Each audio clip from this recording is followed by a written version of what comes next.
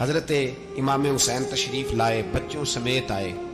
حور بن یزید ایک شخص تھا، حور بن یزید، حور بن یزید نام یاد رکھنا۔ حور بن یزید ایک مختصر سا لشکر لے کے اس نے امام حسین کو ایک جگہ پہ روکا، پھر دوسری جگہ پہ روکا، بالآخر تیسری جگہ پہ روکا تو امام حسین نے فرمایا جگہ کون سی ہے؟ کہا حضور کرب و بلا۔ فرمایا بس یہی خیمے لگا دو، یہی۔ حضرت سیدہ زینب نے پوچھا امام حسین سے کہ سارے زمانے نے روکا ہے، ٹھیک ہے آپ حق پہ ہیں، یہ بھی سب نے کہا ہے آپ حق پہ ہیں، پر روکا بھی سب نے، آپ روکے کیوں نہیں؟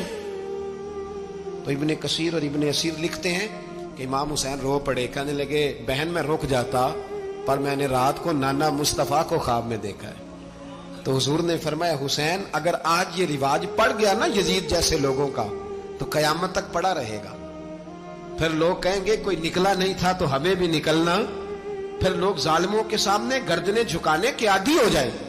میں کہتا رہتا ہوں، کہہ رہا ہوں، کربلا کی جنگ کفر اسلام کی جنگ نہیں، کفر اسلام کی جنگ نہیں کربلا کی، کیونکہ یزید تو بڑا پکا نمازی تھا، خطبہ دیتا تھا وہ تو۔ جب امام حسین رضی اللہ تعالیٰ عنہ نے کربلا کے میدان میں جمعے کا دن تھا تو یزید کے سامنے کو بات کرنی شروع کی، عمر بن سعد کے سامنے، تو عمر بن سعد کہنے لگا حسین زیادہ باتیں نہ کر، ہمارا جمعہ لیٹ ہو رہا ہے، جنگ کے لیے تیار ہو، فٹافٹ آ، اہل بیت نبوت کو قتل کریں گے اور قتل کے بعد پھر نماز پڑھیں گے اور پھر کہیں گے اللہم صلی علی محمد وعلی آل محمد، اسی نماز میں پھر درود بھی پڑھیں گے۔ یہ کیسا مرتبہ ہے، کیسا انداز ہے، دوستی قاتل سے بھی مقتول سے یارانہ بھی۔ حور بن یزید امام حسین سے کہنے لگا مجھے حکم ہے آپ کو روکنے کا، آپ آگے نہیں جا سکتے۔ امام صاحب نے فرمایا وجہ؟ زمین اللہ کی ہے۔ اس نے کہا آپ بیعت نہیں کر رہے، یزید کی حالات آپ کے حق میں درست نہیں ہیں، آپ نہیں جائیں گے۔ امام روک گئے۔ ظہر کی نماز کا وقت ہوا تو حضرت علی اکبر امام حسین کے بڑے صاحبزادے انہوں نے اذان ظہر پڑھی تو حور بن یزید کے لشکر نے امام حسین کے پیچھے نماز ادا کی۔ کہا بھئی تم مقابلے میں آئے ہو، نماز پیچھے پڑھتے ہو؟ کہا حضور مقابلہ تو تلواروں سے کر رہے ہیں پر ہمارا دل تو مانتا ہے نا کہ مصطفیٰ کا نواسہ بڑی شان والا ہے۔ حور بن یزید نے 3 نمازیں لشکر سمیت امام حسین کے پیچھے پڑھی ہیں، 3 نمازیں، ظہر اثر اور مغرب۔ پھر امام حسین کے سامنے شرائط پیش کی کہ آپ کو یہاں گھیر لیا گیا ہے، یہاں آپ بیعت کریں گے، یہاں آپ جنگ کریں گے، 2 ہی باتیں۔ امام حسین نے فرمایا نہیں بھائی بیعت تو میں نہیں کرتا، اس کے علاوہ تم جو کہتے ہو میں کرنے کو تیار ہوں۔ اس نے خط لکھا، عبید اللہ ابن زیاد کو ایک بندہ دوڑایا پیچھے، کوفے چند میل پہ کوفہ تھا، کہا وہ نہیں مان رہے، کیا کرنا ہے؟ تو حسین ابن علی ہے، میں زیادہ دیر انہیں روک بھی نہیں سکتا۔ انہوں نے پیغام دیا حور بن یزید کو کہ کرنا کچھ بھی نہیں، ان کا پانی بند کر دو، بلیک میل کرو، کھانا پانی نہیں ملے گا، چھوٹے چھوٹے بچے ہیں، خود ہی مان جائیں گے۔ حضرت امام علی مقام کے بارے میں حور کے پاس جب یہ پیغام آیا تو حور کہنے لگا میری طبیعت نہیں مانتی حسین پر پانی بند کروں، دل نہیں مانتا۔ جب یہ لفظ کہے نا دوبارہ تو پھر عبید اللہ ابن زیاد نے عمر بن سعد کو 10,000 آدمی دے کے بھیجا، کہا حور بن یزید لچک دکھا رہا ہے حسین کے حق میں۔ ایک رے کا علاقہ تھا، بڑی وہاں فصل ہوتی تھی، لوگ کوشش کرتے تھے وہاں کا گورنر بننے کی، کوشش کرتے تھے۔ تو عبید اللہ ابن زیاد کہنے لگا تمہیں رے کی گورنری ملے گی، سب سے سرسبز و شاداب علاقہ، تمہیں وہاں کا گورنر بنایا جائے گا اگر حسین کے خلاف لڑو گے۔ یہ اتنی زبردست ہوتی ہیں گورنریاں کہ گورنریوں کے لیے لوگ نسل رسول کے خلاف بھی نکل آتے ہیں، یہ اتنی تگڑی ہوتی ہیں، اتنی جلدی وفاداریاں بدلتی ہیں۔ امام حسین کو روک لیا گیا، عمر بن سعد نے روک لیا۔ 1 محرم کو امام آئے، 7 محرم تا روکا گیا، 7 محرم کو پانی بند کر دیا۔ جانور پانی پیتے تھے، گھوڑے پیتے تھے، کتے پیتے تھے، لیکن مصطفیٰ کے گھرانے کو پانی پینے کی اجازت، 3 دن تک پانی بند رہا۔ 9 محرم کو عمر بن سعد نے اور لوگ بلائے۔ شمر ایک بڑا سخت آدمی تھا، سنگ دل بدبخت، جس نے حضرت علی اصغر کے گلے پر تیر مارا تھا، وہ اور لشکر لے کے آیا۔ رات کو کہنے لگا امام حسین رضی اللہ تعالیٰ عنہ سے کہ بس بڑا ہو گیا، یہ 9-10 محرم کی درمیانی رات، یا آپ جنگ کریں گے یا آپ بیعت کریں گے، 2 ہی باتیں۔ امام حسین اندر گئے، سیدہ زینب سے مشورہ کیا، باہر آئے، فرمایا بات وہی ہے جو پہلے دن والی ہے۔ او بھائی بچے ساتھ ہو، सहरा का इलाका हो, तपती हुई रेत हो, इतने कठिन और सख्त हालात, चारों जानब मौत ही मौत, दूर दूर तक अपनों का नामो निशान कोई नहीं, और अकेले फैसला करने वाले इमाम हुसैन, बाकी सारे बच्चे हैं या औरतें, सारे बड़े अकेले। इमाम हुसैन रज़ी अल्लाह ताला अन्हु ने फरमाया, भाई बैत तो मैं नहीं करता, बाकी जो तुम्हारा प्रोग्राम है। शिमर और इब्ने साद कहने लगे फिर जंग के लिए तैयार हो जाएं। क्या अंदाज है इमाम हुसैन का।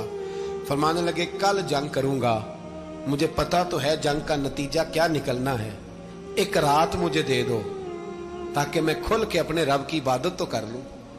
हुसैन ने जाना है, मुझे पता है कल रिजल्ट 72 और 22,000 का क्या एक रात मुझे दो, मैं मालिक से राज न्याज तो करूं, मैं गोया उससे पूछूं तो सही कि मालिक मेरे वालिद भी शहीद हैं, भाई भी शहीद हैं, नाना को भी दुखों में देखा है, तो अब मेरी बारी है, तो मालिक मैं हाजिर हूं, मुझे मौका तो दो, इसलिए कि मेरे नाना ने बदर में भी सारी रात इबादत की थी, सुबह मुझे मौका दो।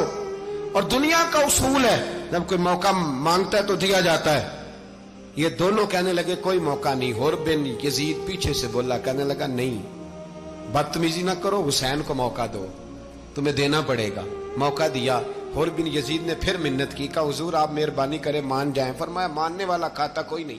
फरमाया मानने वाला खाता, बोलिए मानने वाला खाता, ये बड़ा मुश्किल काम है भाई। जमीर का सौदा अब तो आम हो गया, बाजार लगते हैं, रेट लगते हैं, अपनी अपनी चाहतों पे लोगों ने अपने अपने अंदाज सजाए हुए। कोई आदमी बस अच्छे तरीके से नाम ले ले तो बस हम उसके पीछे चल जाते हैं। अब तो आम हो गया ये मामला। इमाम हुसैन ने फरमाया हो ही नहीं सकता, मुमकिन ही नहीं है। सारी रात इबादत में गुजरी, रियाजत में गुजरी। तहज्जुद का वक्त हुआ तो घर वालों को बुलाया, फरमाया देखना तुम्हारी सी की आवाज ना बाहर आए, खबरदार सी की आवाज ना आए। और इमाम ज़ैनुल आबिदीन से फरमाया तू बीमार है, तू जिहाद नहीं करेगा, लेकिन ख्याल रखना पीछे। और बड़ी कीमती बात बता रहा हूं, हमारी बीवियां किसी के घर मैयत हो जाए तो 4 दिन बुखार नहीं उतरता। इमाम अली मकाम ने सैयदा ज़ैनब से फरमाया तू बड़ी है, मेरी बहन है, पीछे सारे बच्चे हैं, जवान हैं, इनके हौसले तेरी जिम्मेदारी हैं।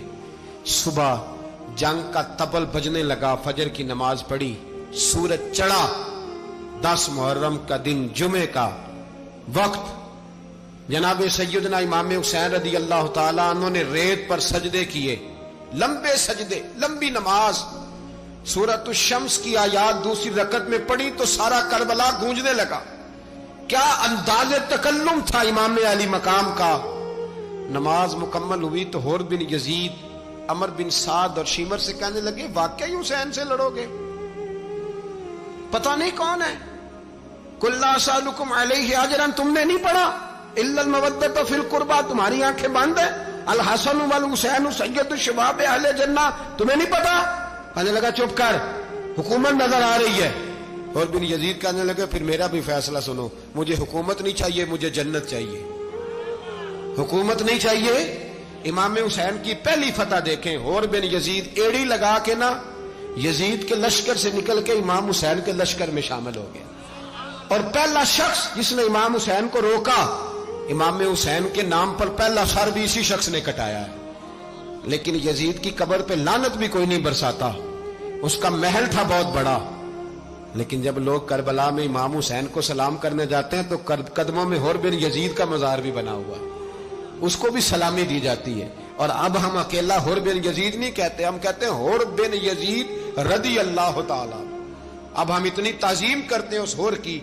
जनाबे इमाम हुसैन को मैदान में खड़ा किया गया, जिहाद का तबल बजा, पहले खुद्दाम आए।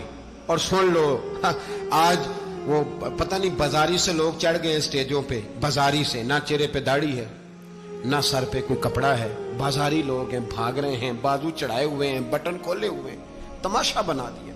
सुनने वालों का भी अल्लाह ही हाफिज है। वो स्टेज पे ये अहले बैत की शान बयान करता है, भाग के उधर जाता है, ये कोई तरीका है। सुनने वालों का भी अजीब अंदाज है, हर बंदे को सुनने बैठ जाते हैं। दीन मुहज्जब है, तहजीब वाला है, दलाइल रखता है, दीन वकार रखता है, ऐसे लोग अब दीन बयान करेंगे। हजरत सैयदना इमाम हुसैन रज़ी अल्लाह ताला अन्हु सुबह जब जिहाद का वक्त आया, पता है कौन कौन थे करबला में? इमाम हुसैन के साथ इमाम हुसैन के 4 भाई थे करबला में।